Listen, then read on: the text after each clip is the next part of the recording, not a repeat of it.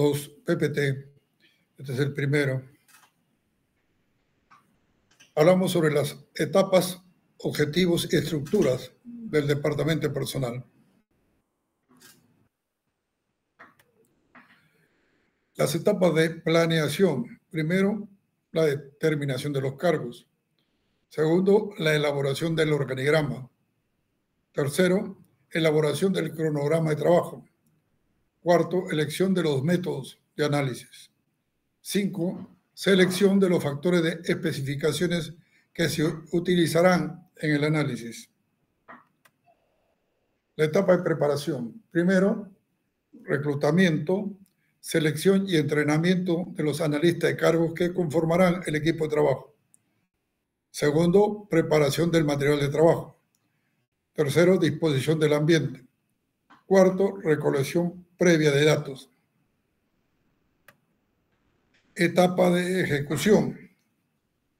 Recolección de datos sobre los cargos mediante los métodos de análisis elegidos. Selección de los datos obtenidos. Redacción provisional del análisis. Cuarto, presentación de la redacción provisional del análisis al supervisor inmediato para que la ratifique o la rectifique. 5, presentación de la redacción definitiva del análisis del cargo para la aprobación. Objetivos de la descripción y el análisis de cargo. Primero, ayudar a la elaboración de los anuncios. Segundo, determinar el perfil del ocupante del cargo. Tercero, suministrar el material necesario. Cuarto, determinar las escalas salariales. 5, estimular la motivación. Sexto, facilitar la evaluación. Séptimo, servir de guía del supervisor en el trabajo con sus subordinados y guía del empleado para el desempeño de sus funciones. 8, suministrar datos para minimizar la insalubridad y peligrosidad de ciertos cargos. Base para la selección de personas.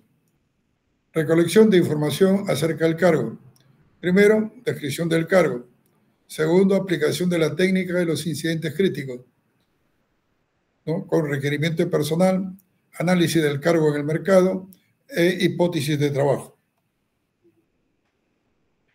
Recolección de información acerca del cargo, la base del proceso de selección. Primero es la recolección de información acerca del cargo. Análisis del cargo, técnica de los incidentes críticos, requerimiento de personal, análisis del cargo en el mercado, hipótesis de trabajo. Todo baja la ficha de especificaciones o profesiograma. Elección de las técnicas de selección del aspirante. Puede ser mediante entrevistas, pruebas de conocimiento o de capacidad, pruebas psicométricas, pruebas de personalidad, técnicas de simulación. ¿Cómo organizar el departamento de personal? Concepto del departamento de personal. El departamento de personal es aquel que ocupa el nivel asesor en la organización, ya que asesora los niveles superiores en las normas trazadas. Este departamento no tiene autoridad para hacer que se ejecuten las normas, solamente sugiere y asesora. Este departamento, hablamos del departamento de personal, solamente programa las actividades y obtenía la aprobación de los jefes en línea, asesora y sirve a dicha línea para su adecuado cumplimiento. Al departamento de personal solo le corresponde reportar el problema a su jefe en caso de discrepancia con la actuación de los jefes de línea. Los superiores decidirán lo conveniente o lo conducente. Organización. La composición y disposición de un departamento en una empresa estará de acuerdo con la magnitud de la misma. En una pequeña empresa, en una mediana empresa o en una empresa grande. La cantidad de personal y la infraestructura variarán de acuerdo a la importancia que la empresa le dé. En una empresa pequeña, personal, un jefe personal y una secretaria. Local, sala de recibir amplia y en lo posible y un privado.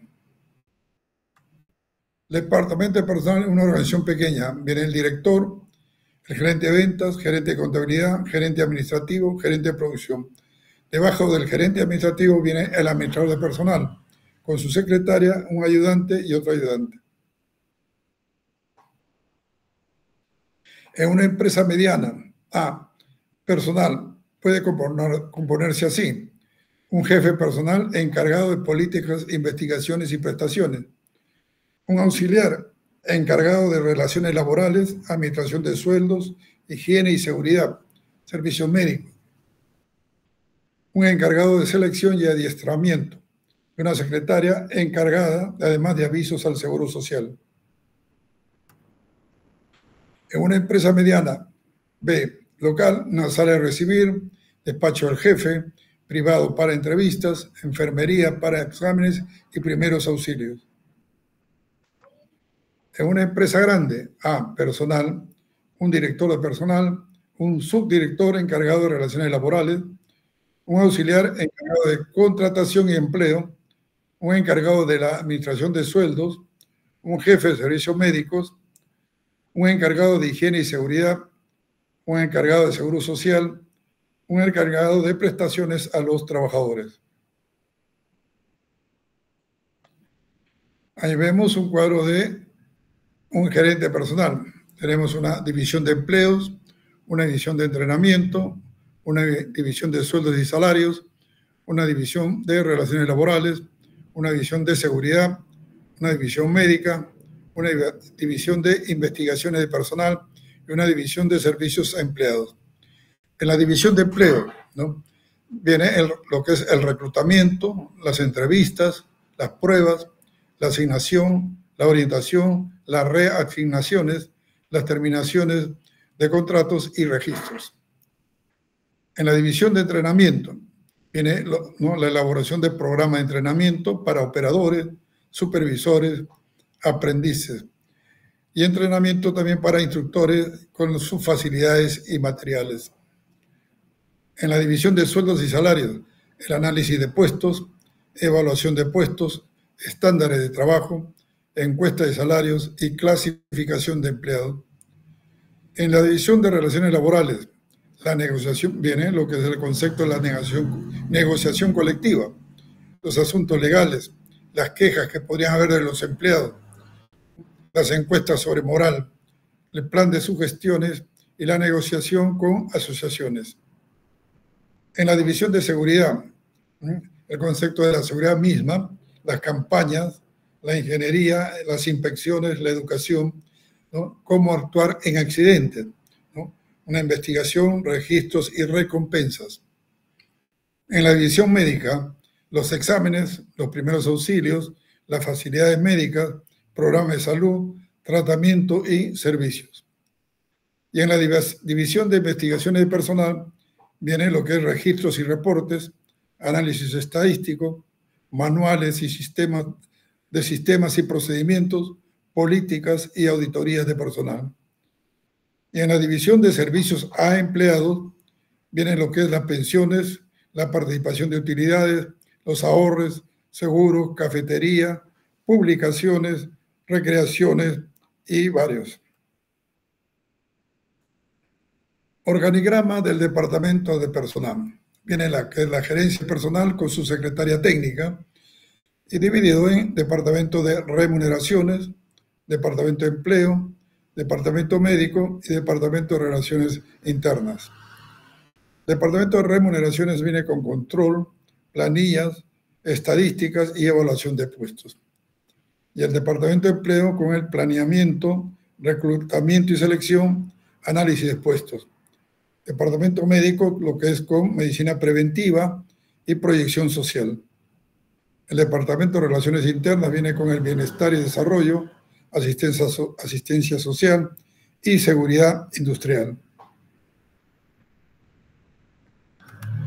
Políticas y prácticas para administrar el trabajo de las personas. Integrar talentos a la organización. Socializar y orientar a los talentos en una cultura participativa, acogedora y emprendedora. Diseñar el trabajo individual o en equipo.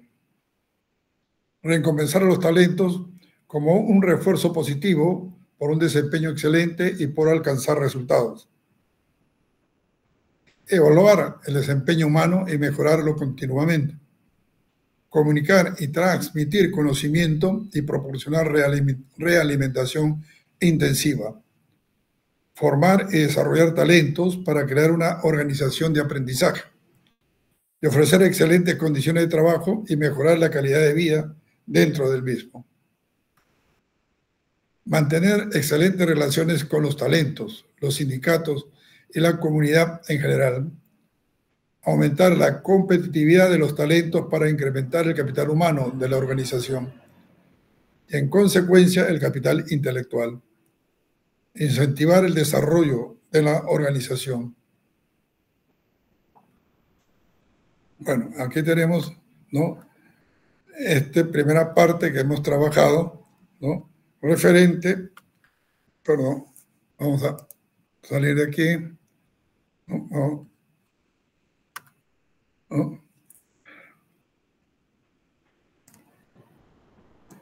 ¿No? Que son las etapas, objetivos y estructuras del departamento de personal. Cerramos esto, ¿no? A ver, a permitir. ¿No? Ok. Ahora iremos al otro cuadro, que es selección de personal. Bueno, como siempre digo, esta es una fila que muchos de ustedes la habrán vivido, ¿no? Siempre habrán visto que hay, ¿no?, mucha gente en inmensas colas para poder lograr un puesto de trabajo, gente que ya está con su, ¿no?, con su currículum en un folder, ¿no?, y con las esperanzas siempre de poder lograr un puesto de trabajo. La selección de personas es el proceso de elección del mejor candidato para el puesto, para el cargo. Es considerado un sistema de comparación y decisión-elección. En el fondo está en juego el capital intelectual de la organización, que la selección debe preservar y enriquecer. Las diferencias individuales para aprender y trabajar, así como las diferencias personales, tanto físicas como psicológicas, llevan a las personas a comportarse de manera diferente, a percibir situaciones de modo diferente y desempeñarse de manera diferente con mayor o menor éxito en las organizaciones. Las personas difieren entre sí en la capacidad de aprender una tarea y en la manera de ejecutarla después del aprendizaje. La estimación anticipada de estas variables a nivel de ejecución y tiempo de aprendizaje son aspectos importantes en la selección de personas. Por tanto, el proceso de selección proporcionará no solo un diagnóstico actual, sino un diagnóstico futuro.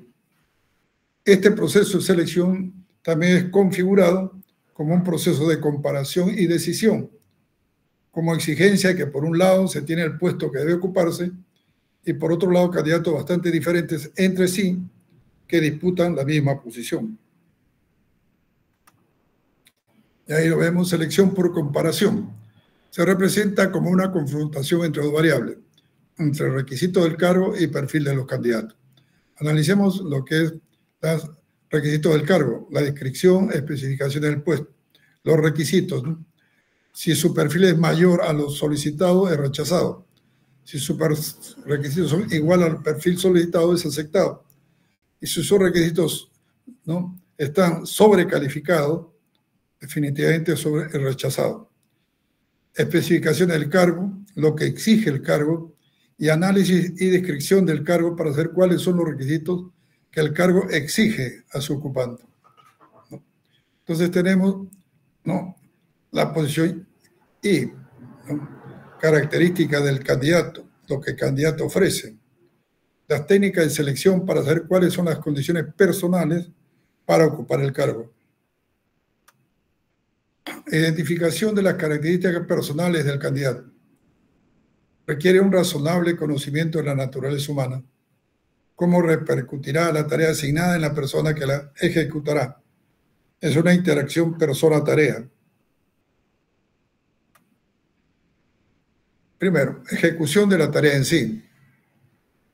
Se refiere a las características humanas, actitudes que requiere tener la persona para hacer la tarea. Segundo, la interdependencia con otras cosas. Esto implica que la tarea que lleva a cabo depende igualmente de otras. Tercero, interdependencia con otras personas. Exige que la tarea a realizar genera contactos con otras de otros niveles jerárquicos. Y ahí lo explicamos mejor en este cuadro. Ejecución de la tarea en sí.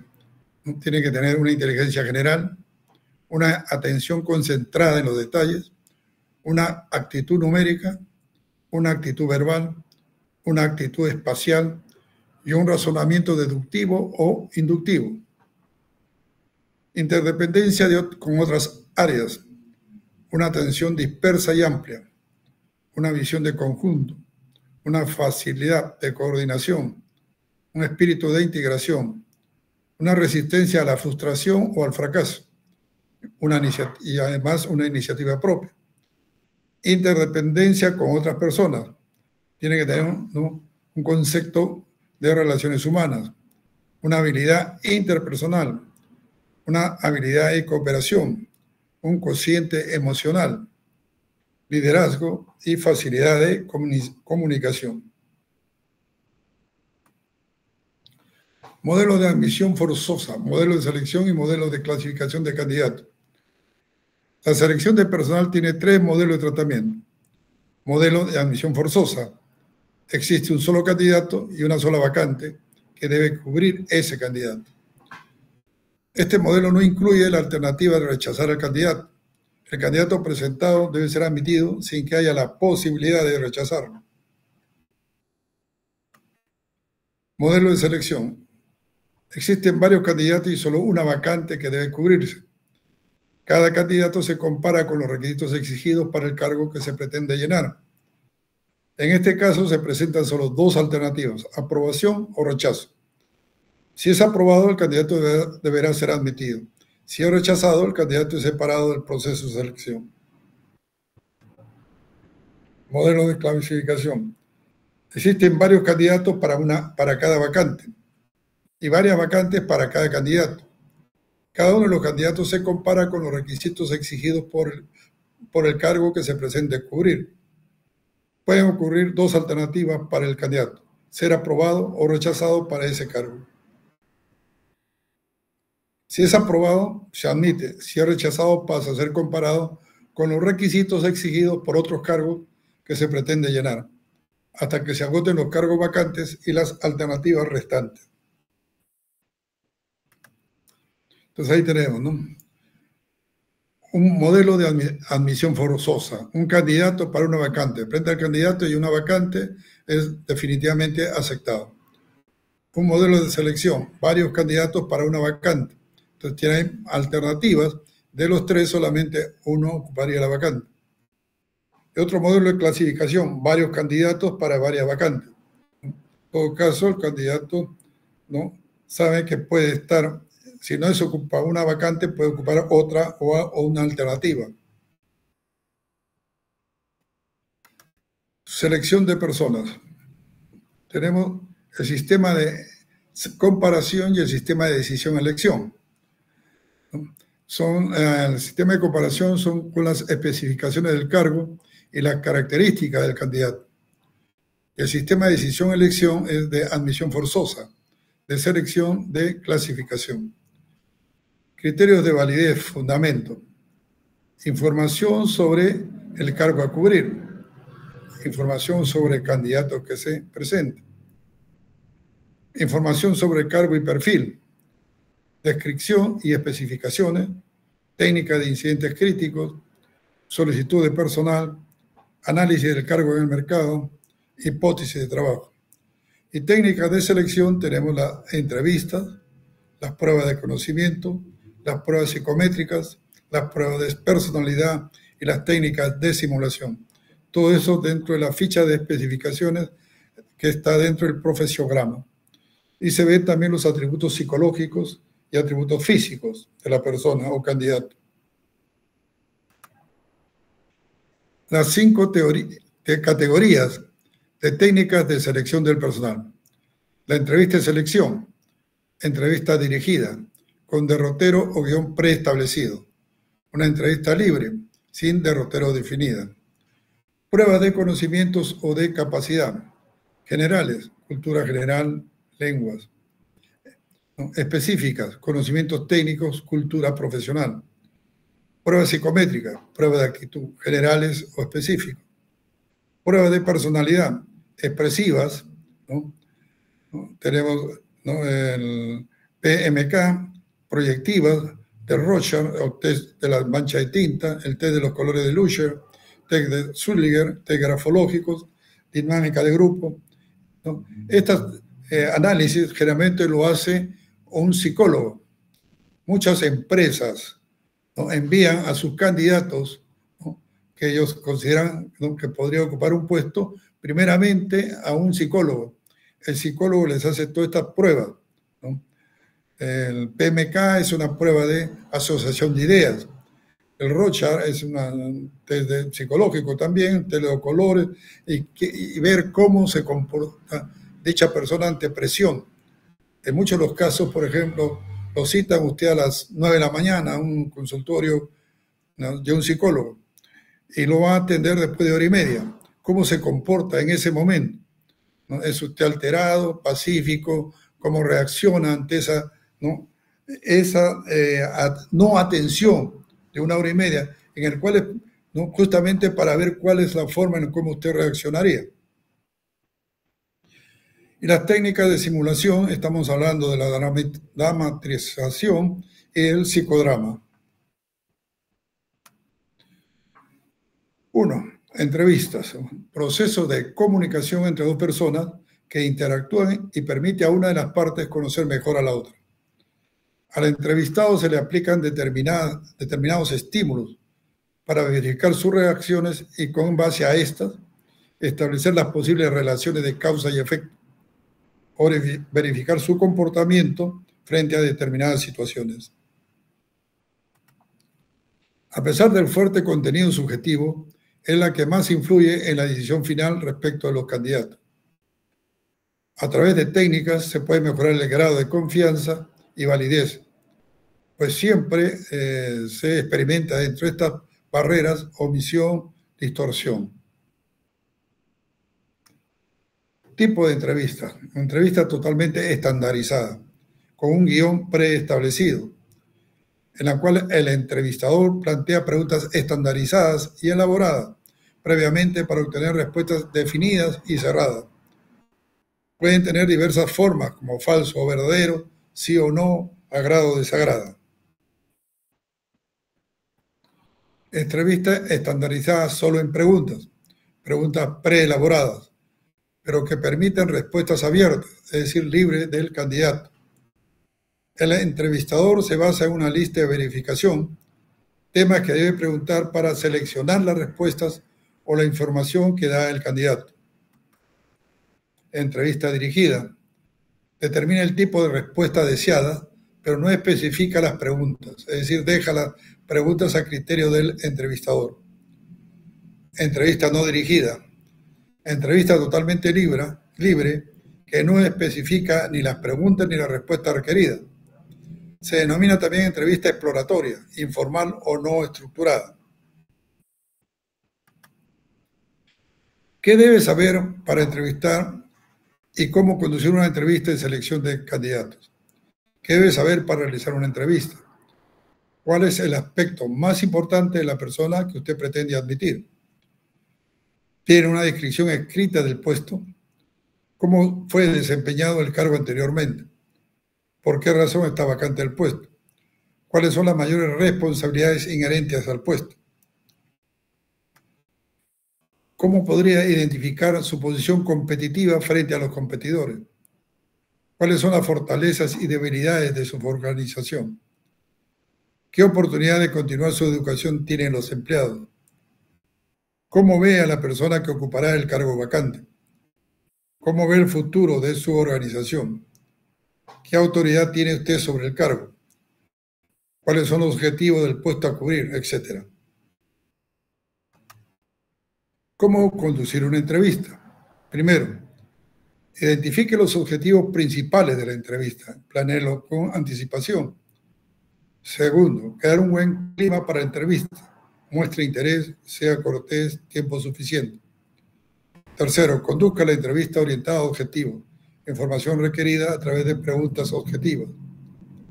Cuarto, evite preguntas discriminatorias. Focalice sus preguntas y evite presunciones. 5. Responda a las preguntas formuladas por el candidato. Escuchar e informar. Anote sus impresiones inmediatamente después de la entrevista.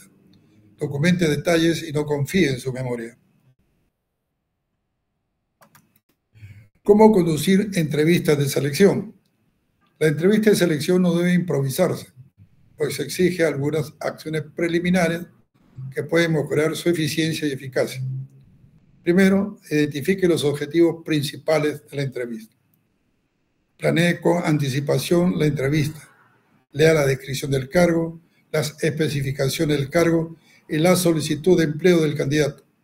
Examine las responsabilidades del cargo y las situaciones de trabajo. Segundo, cree un buen clima para la entrevista. Emplee tiempo suficiente. Seleccione un sitio tranquilo. Sea amigable y muestre interés. Preste toda la atención al candidato. Tercero, conduzca la entrevista orientada hacia objetivos. Conozca cuál es la información que necesita obtener del candidato y búsqueda a través de preguntas objetivas respecto de su pasado profesional. Analice también aspectos como personalidad, creatividad e independencia del candidato. Evite preguntas discriminatorias. Focalice todas las preguntas en el cargo pretendido por el candidato y evalúe sus calificaciones con relación a este foco. No se deje llevar por ideas preconcebidas, sea objetivo. Quinto, responda a las preguntas formuladas por el candidato y tome la iniciativa para informarles sobre temas que pueden ser de su interés. Ponga todo de su parte para crear un ambiente favorable. La entrevista debe ser una ruta de doble vía. Escuchar e informar son igualmente importantes. Sexto, anote sus impresiones inmediatamente después de la entrevista. No confíe en la memoria. Documente detalles e impresiones para las deliberaciones posteriores y la toma de decisión al respecto. Utilice un método gráfico para anotar información básica y comparar los posibles candidatos entre sí. Prueba de conocimientos o de capacidades. Las pruebas de conocimientos son instrumentos para evaluar el nivel de conocimiento general y específico de los candidatos exigidos por el cargo vacante. Trata de medir el grado de conocimientos profesionales o técnicos, como nociones de informática, contabilidad, redacción, inglés, etc. Por otro lado, las pruebas de capacidad constituyen muestras de trabajo utilizadas como pruebas para comprobar el desempeño de los candidatos. Estas pruebas tratan de medir el grado de capacidad o la habilidad para ciertas tareas, como la pericia en el manejo de computadores, la pericia del conductor de camión o el operador de un cargador. Clasificación de las pruebas de conocimiento y de capacidades. Primero, en cuanto a la forma de aplicación, tenemos A, las preguntas orales, que se aplican mediante preguntas y respuestas orales. Son parecidas a una entrevista estandarizada y estructurada, pero solo con preguntas verbales específicas, para obtener respuestas verbales también específicas. B, las pruebas escritas se llevan a cabo mediante preguntas y respuestas escritas. Son las pruebas realizadas generalmente en las escuelas y universidades para medir conocimientos adquiridos. C, las pruebas de realización se aplican mediante la ejecución de un trabajo o tarea de manera uniforme y con tiempo determinado, como prueba de digitación, de diseño, de maniobra de un vehículo, fabricación de una pieza o trabajo en computadora. Generalmente se utiliza en las escuelas y universidades para medir conocimientos adquiridos. En cuanto al alcance, las pruebas de conocimiento o capacidad pueden ser generales o específicas. Las pruebas generales evalúan nociones de cultura general o aspectos genéricos del conocimiento. Las pruebas específicas evalúan conocimientos técnicos y específicos, directamente relacionados con el cargo vacante, como conocimientos de química, informática o contabilidad. En cuanto a la organización, las pruebas de conocimiento o de capacidad pueden ser tradicionales o objetivas. Las pruebas tradicionales se basan en una disertación o expansión. No exigen planeación y pueden improvisarse. Abarcan menor número de preguntas por el hecho de exigir respuestas largas, explicativas y prolongadas. Se utilizan ampliamente en nuestras escuelas y universidades para medir el conocimiento de los alumnos. Las pruebas de conocimiento o de capacidad pueden ser tradicionales u objetivas. B. Las pruebas objetivas se plantean y estructuran en forma de test objetivos. Su aplicación es rápida y fácil.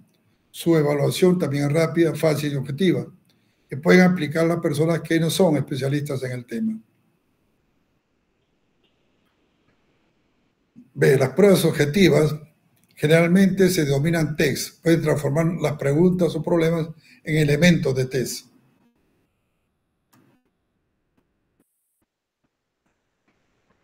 Seguimos. Los principales ítems de los test son alternativas sencillas o test dicotómicos. Una pregunta con dos alternativas de respuesta, falso o verdadero, sí o no. Con dos alternativas de respuesta, ¿no? Ya lo hemos dicho.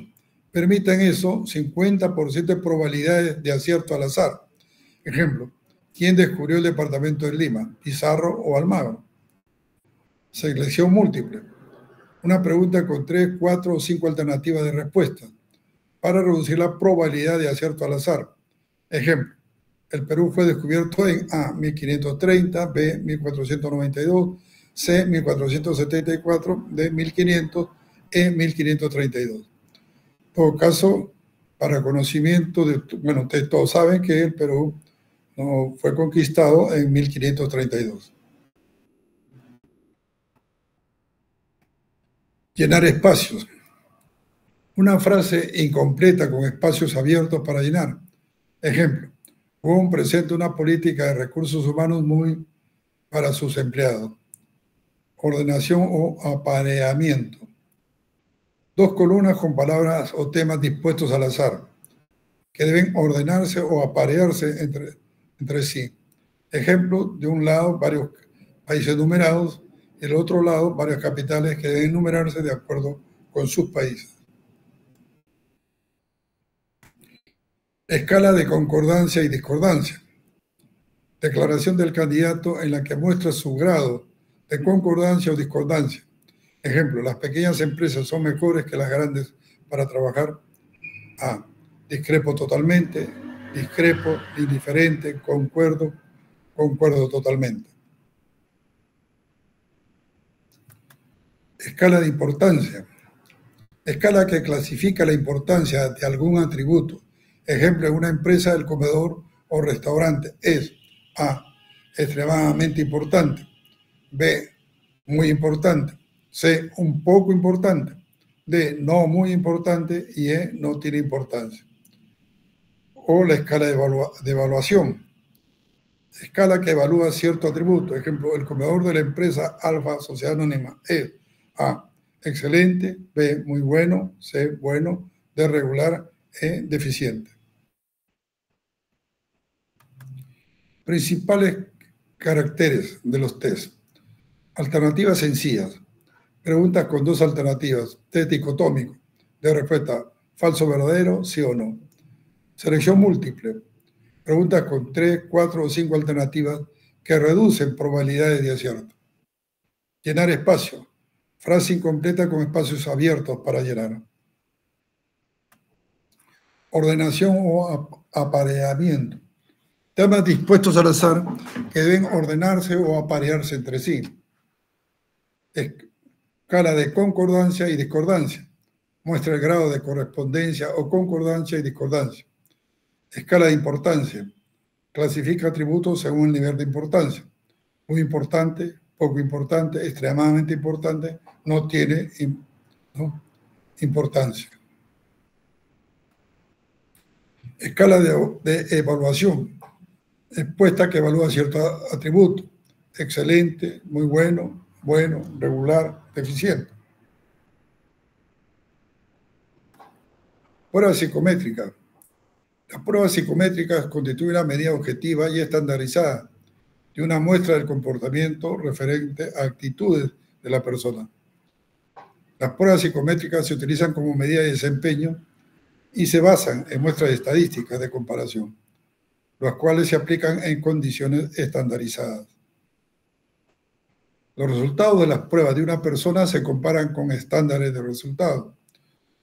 Por esta razón, las pruebas psicométricas presentan tres características que las entrevistas y pruebas tradicionales y objetivas no tienen. Primero, la predictividad, la capacidad de una prueba para ofrecer resultados proyectados capaces de servir de diagnóstico para el desempeño del cargo. Validez, capacidad para comparar con exactitud la variable humana que se pretende medir. La validez representa la relación entre un esquema de selección y algún criterio pertinente. Una prueba sin validez no funciona, pues mide lo que no se pretende medir. Precisión, capacidad de la prueba para presentar resultados semejantes al aplicarla varias veces a la misma persona. La precisión representa la consistencia de la medición y la ausencia de discrepancias en la medida. Las aplicaciones repetidas de la prueba presentan resultados constantes. Diferencias entre aptitud y capacidad. Aptitud, predisposición natural para determinada actividad o trabajo. Existe sin ejercicio previo, sin entrenamiento ni aprendizaje. Se evalúa mediante comparaciones. Permite diagnosticar el futuro del candidato en el trabajo. Actitud se transforma en capacidad mediante el ejercicio del entrenamiento. La predisposición general o específica para el perfeccionamiento de un trabajo. Posibilita la orientación futura hacia determinado cargo. Es un estado latente y potencial de comportamiento. Capacidad. Habilidad adquirida para realizar determinada actividad o trabajo. Surge después del entrenamiento o aprendizaje. Se evalúa a través del rendimiento en el trabajo. Permite diagnosticar el presente, se refiere a la habilidad actual del individuo. Resulta después de ejercitar o entrenar la actitud con P. Siguiendo con la capacidad y la disposición general o específica para el trabajo actual. Posibilita la ocupación inmediata de determinado cargo. Y es el estado actual y real de comportamiento. Y aquí tenemos la teoría multifactorial de Thurston. La teoría, el factor G de la inteligencia general. Tenemos el factor P, actitud verbal. Factor W, fluidez verbal. Factor N, actitud matemática. Factor S, actitud espacial. Factor M, memoria asociativa. Factor P, actitud perceptiva. Y factor R, razonamiento abstracto. En cuanto al factor B, actitud verbal, tenemos que ver la redacción y escritura, la precisión de las palabras, la expresión escrita.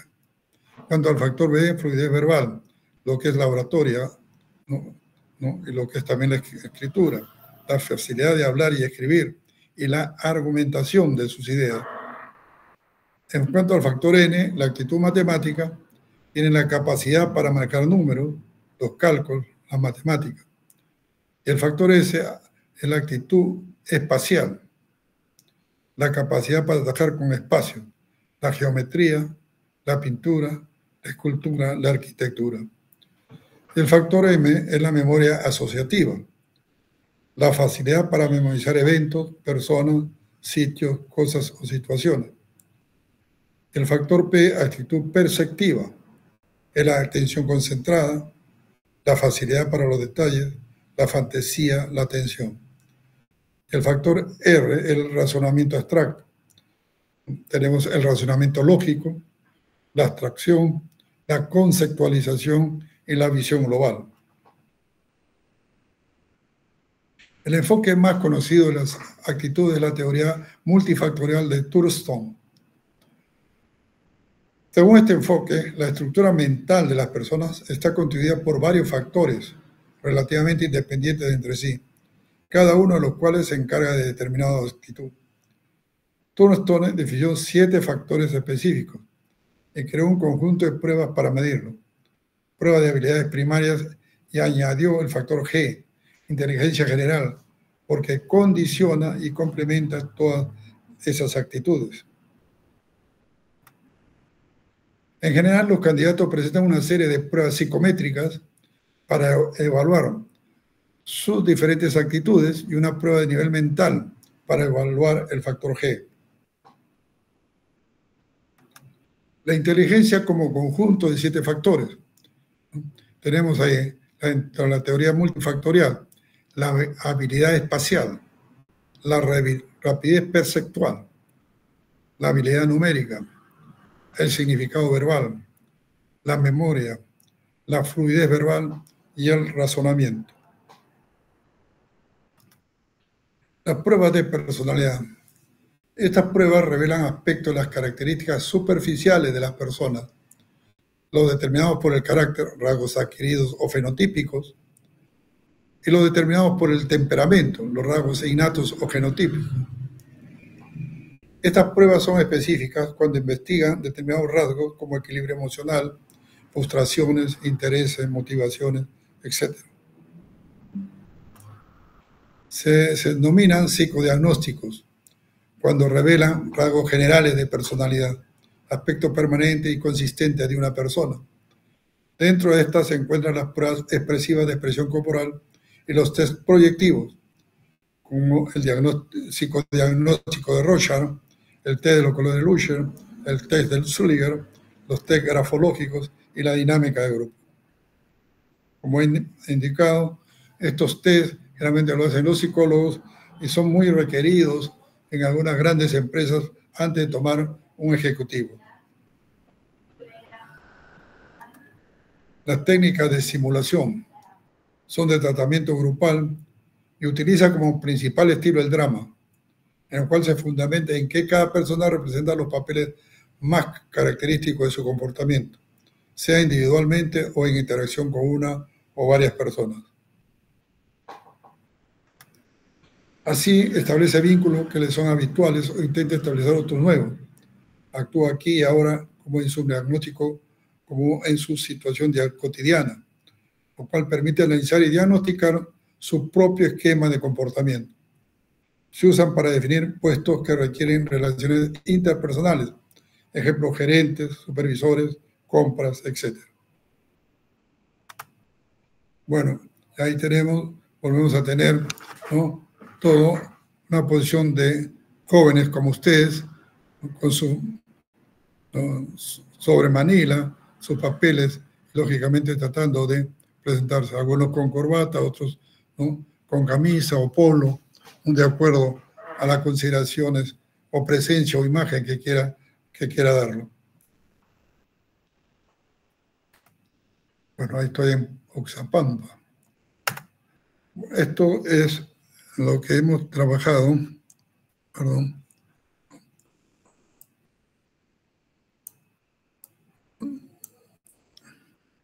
Perdón.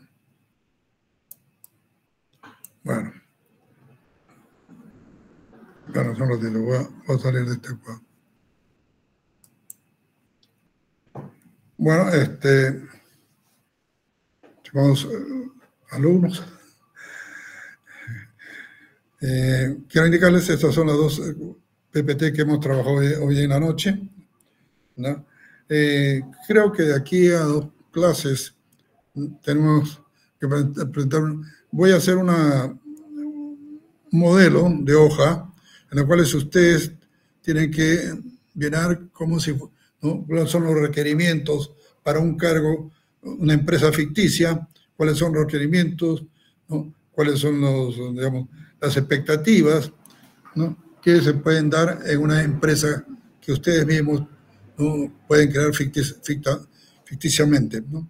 Empresas de servicios, empresas de producción, ¿no?, requieren un personal para una área determinada, ustedes ponen el área, ponen a su vez los requisitos, ponen el sueldo estipulado y cuáles son, digamos, los requerimientos que puedan darse y exigencias para la contratación de un determinado profesional. Bueno, eso sería todo. ¿Alguna pregunta, por favor? ¿Alguna pregunta, por favor? ¿Ninguna? Entonces, Ninguna, profesor. gracias, usted muy amable, señorita Xiomara. Entonces, un saludo para todos, muy buenas noches. Ahí estoy dejando a lectura y un video. Un saludo para todos, que esta semana le vaya muy bien. Muy buenas noches.